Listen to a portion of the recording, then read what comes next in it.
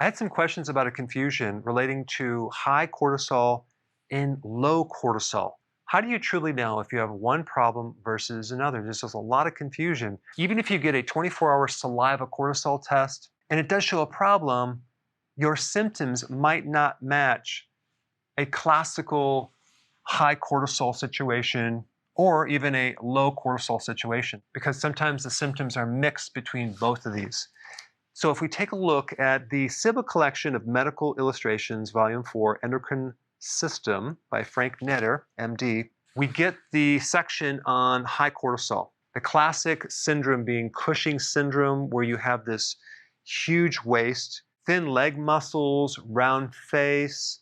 You have insomnia, sometimes blood sugar issues, atrophy in your gluteus maximus, that's your butt muscle, acne, allergy, low vitamin D, excessive thinking, etc., eventual osteoporosis. Now, if we compare these symptoms over here with this condition, which is low cortisol, it's called Addison's disease, very, very different.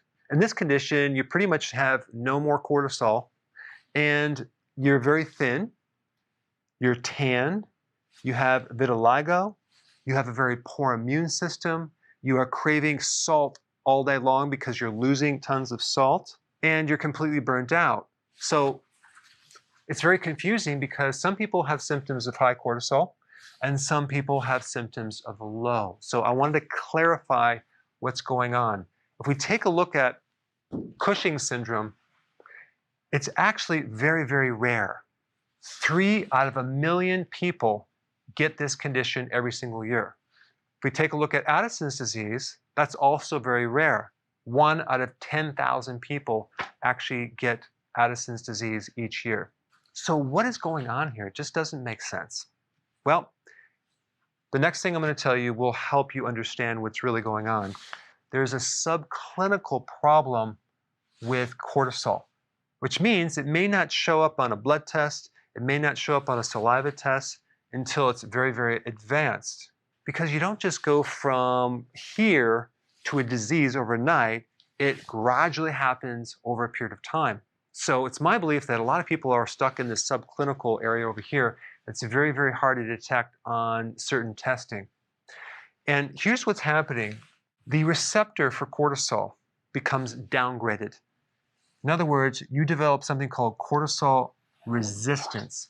Now, the concept is very similar to insulin resistance, in which you have this high level of a certain hormone, which causes the receptor on the other side to start to become downgraded or blocked to the point where this receptor does not receive that hormone as well as it did in the past. Now, there is quite a bit of research on this. I'm going to put some links down below. Now, you're probably not going to find a lot of data if you do research on cortisol resistance, but you will find it under glucocorticoid resistance because this is just another name for cortisol.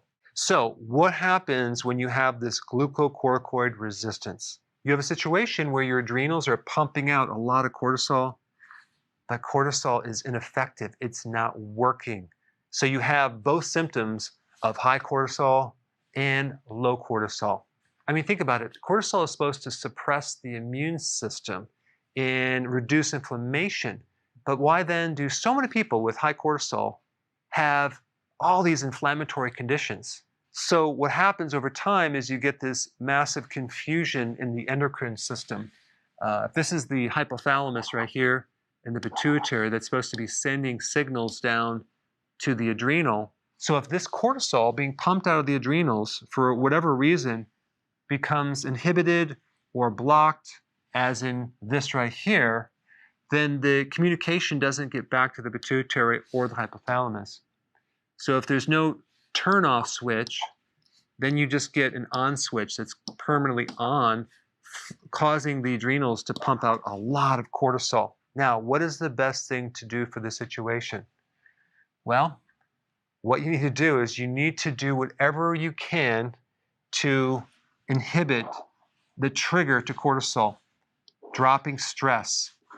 You need to isolate where the stress is coming from and do whatever you can to minimize the stress. I have a lot of data on this. I'm going to put some links down below. There's things that you can do from an exercise standpoint, change your eating, nutrients, and even a manual type massage technique that you can do to help reduce stress. Now, from a nutritional standpoint, if we take a look at what we're dealing with, we're dealing with the glucocorticoid receptor problem. Now, I want to bring up a new word for you that potentially could be misunderstood. It's called agonist. Okay, an agonist is the opposite of an antagonist. So an agonist is something that stimulates something, it increases something. Now, there are certain drugs that they're researching right now that are glucocorticoid receptor agonists. And the reason why they're coming up with these is they're trying to find a treatment for this problem that doesn't have too many complications.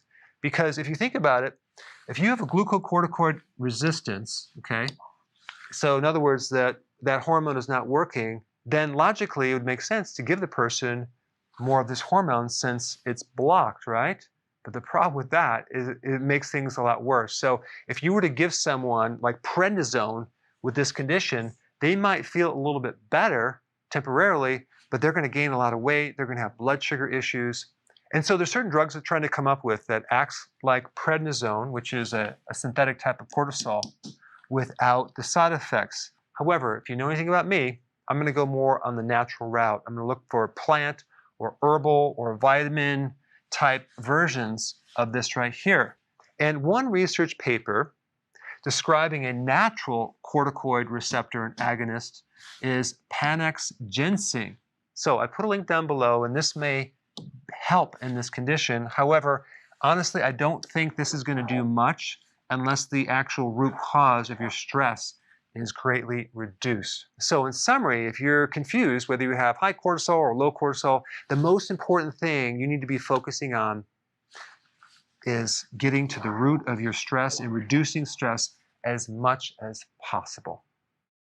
Before you go, if you have a question about a product, or you're new to keto and you want to know how to begin keto, or you're on keto and you need a debug because it's not going as smooth, I have a keto consultant standing by to help you.